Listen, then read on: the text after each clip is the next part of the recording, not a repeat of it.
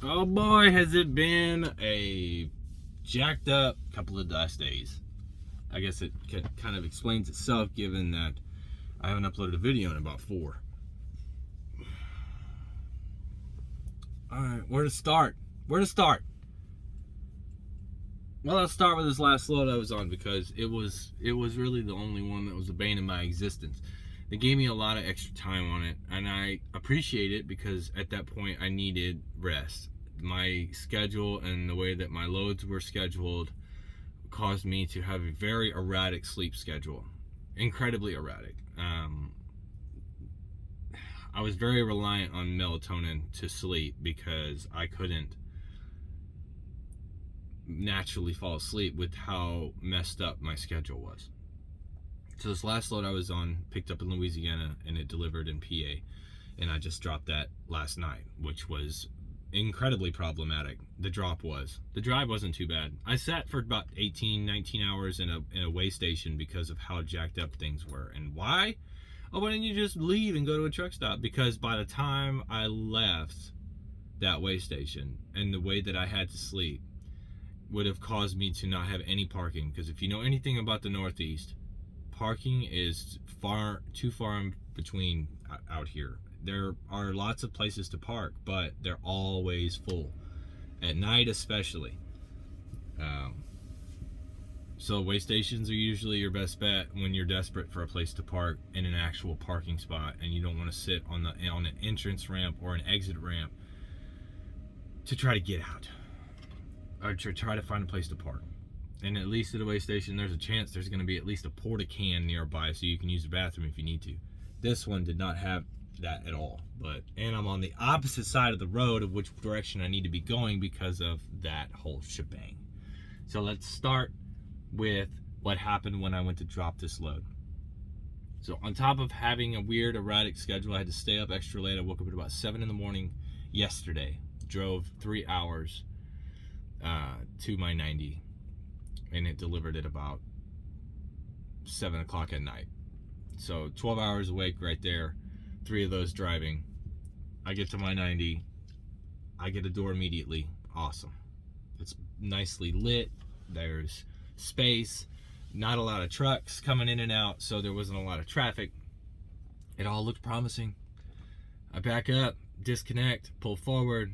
About an hour later, they have me unloaded. Awesome, right? That's great. An hour of them unloading me. I only got to watch like 2 episodes of the show I'm watching in my big old TV I got back there. So I hook back up. I never get a text message. I know I got to pay for a lumper. I go up there and I ask him, hey, I never got the text. Well, it seems like the guy, I could kind of gauge that not all of his bolts were tightened all the way. You catch my meaning there? Well, I come to my truck to get a comm check. He's like, it's $149. Well, when I pull away from that door, coconut oil is falling out of the back of the truck.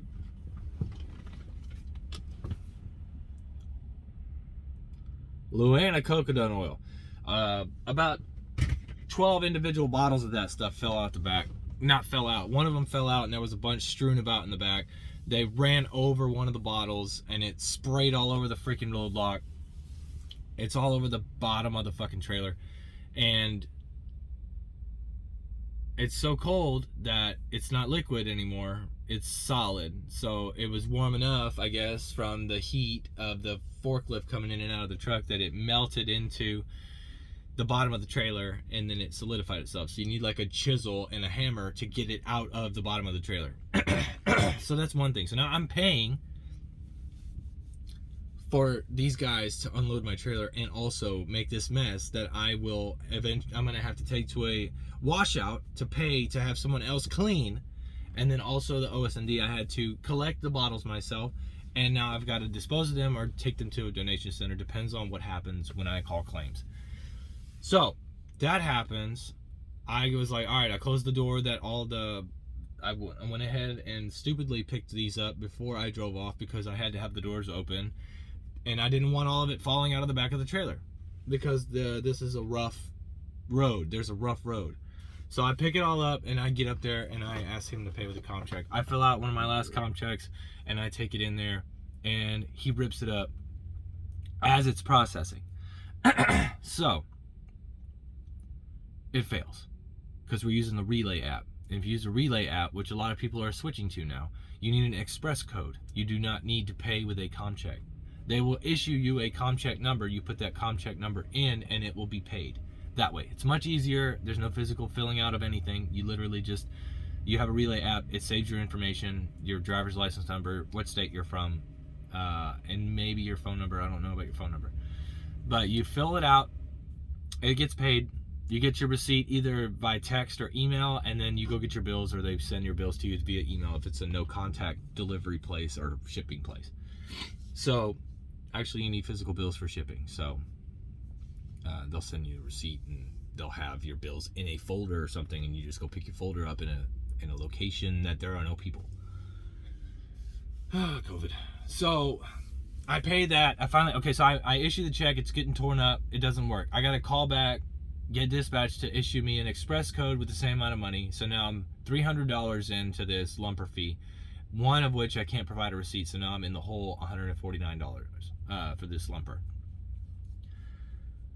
I now have to deal with OS&D because vendor damaged 3 cases, which in turn had 4 per case or 6 per case, and they damaged 3 cases, and I have 12 physical and closed non-damaged containers that can still be used, and then there was about 3 that were ran over and crushed. So I try to call OS&D, I try to call claims twice. I was on hold 20 minutes both times, and of course dispatch asks you when you send your bills and everything in, what was the OS&D for, what was the damage, and I told him, and I was like, I've been on hold for 40 minutes waiting to talk to somebody about this, and I literally can't do anything. I can't leave, I can't do anything until claims answers the phone. So he's like, well, you can sit on hold, or you can just send me, you can submit your information through report claims on the Prime app, and you can also send it to me. You'll have to submit the pictures and your bills with all of the stuff on it. Well, they hand wrote everything on those bills, so it was difficult to cross-reference what they were referring to. Well, claims finally calls me after 5 minutes, 10 minutes of after I submit that claim, and he's asking me questions about what was written on the paper. Wouldn't you know it, we get fucking disconnected. He's like, we seem to have gotten disconnected. I was like, I've noticed.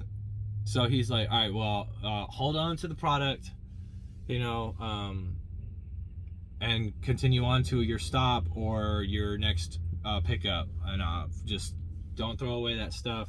Wait till I hear back, and then we'll know what to do with it from there. So this all took place in about 4 to 5 hours when I could have been out of there. If everything had worked out, I could have been out of there in about an hour and a half. Now, granted, in this time, I was also burning time because I had split birth that day already. So I was down from 7 hours and 50 minutes, and I had about 9 to 10 hours still on my 14-hour. I'm now down to 6 hours that I can drive. It's half an hour to my 01, and I had to get fuel. Sorry, I'm overthinking at this point because I just called payroll because I wanted to cancel that comp check. It has to be done the same day. You can't cancel it the next day, even though it's only been about 11 hours since that check was issued. But since it fell on that day, I made the check out at like 11 o'clock at night. I would have had to have called, I would have been able to call the fuel desk, which they would have been able to cancel the check. So now I have to wait 21 days, and then I can reissue that money onto a new check, and then I can cash that check. So I'll have plenty of laundry money for the rest of the next year. What's $149 though, you know? So it's been pretty rough. And now I'm on this load, which was great. It was really what I needed to like just help me feel better, because I get to the 01, it's closed. I'm like, oh my god, dude. It's supposed to be able to be a drop and hook. It's supposed to be loaded already. Everything's supposed to be ready. It's closed. It looks closed. There's nobody here. The yard jockeys and all that, they're not around. So I'm like, what the hell? Well, I see the driver check-in door. I go to the driver check-in door. The blinds are down. But I see notes on the wall. And it says, after hours operations, look to your right. Boom. Bills. Sign your bill, put it in the box, drop your empty, go pick up your loaded, and roll. You're good. That was amazing. Not having to deal with anybody on a drop and hook. No security. No mad people that don't like their jobs where they're working. You know, like trying to, you know, survive their life at this place. Just straight up, come get your bills and go. And that was by far my favorite experience so far of doing this. I want to kind of do what Richie Rich had done at one point. I think he had mentioned that for the first time, everything was done electronically. Everything was done by robots. He pulled up to a warehouse. Robots went back and unloaded him.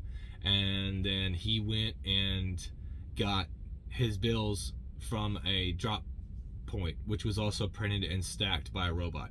So that would suck. Granted, the convenience factor. That's why they put in those self-checkouts at Walmart. Now you're working for Walmart to shop at Walmart. You're doing their job of scanning your items and taking your payment. Now you're scanning your own items, making your payment. God damn. And you're bagging your own shit. But you're not getting any discounts on what you're making, you know? So, like, effectively, they're getting rid of their workforce, and they're making it easier for us, because, like, you know, nowadays people don't want to deal with each other. They don't want to talk to other humans. They want to be secluded. They want to be known online as their person, as their selves. But in real life, they don't want to communicate with new people. They don't want to deal with new people. They don't want to deal with Walmart employees. So they're just going to sit there and self-checkout. So now these warehouses, they're having these robots do all this work. Truckers are going to prefer that. And then what do you know? Next thing you know, robots are taking over the trucking industry. And now they're taking over the warehouses. And it's like, well, where the fuck are we supposed to work? You know? Anyways, I'm rambling at this point. But yeah, it's been rough. I'm about to roll here in a little bit. I'm hungry. I'm about 6 hours, almost 7 hours away from my 90, and it's not due until 9 a.m. tomorrow. So I'm definitely going to drive into Maine. I'm going to try to find a place to stop at now, a TA to stop at, because I've got shower credits there. And then and they got plenty of food choices, hopefully, too, if they're not closed down like every other TA I've been at. And I'd like to grab a couple more comm checks, because I'm pretty much out at this point. So yeah, that's what's been going on right before Christmas. Also, don't fall behind on child support, because they charge you so much fucking interest that you're never going to be able to catch up. So that's a little stressful. Anyways, remember, just ladies, love it, hate it, ready to take care, and I'll see you all another time.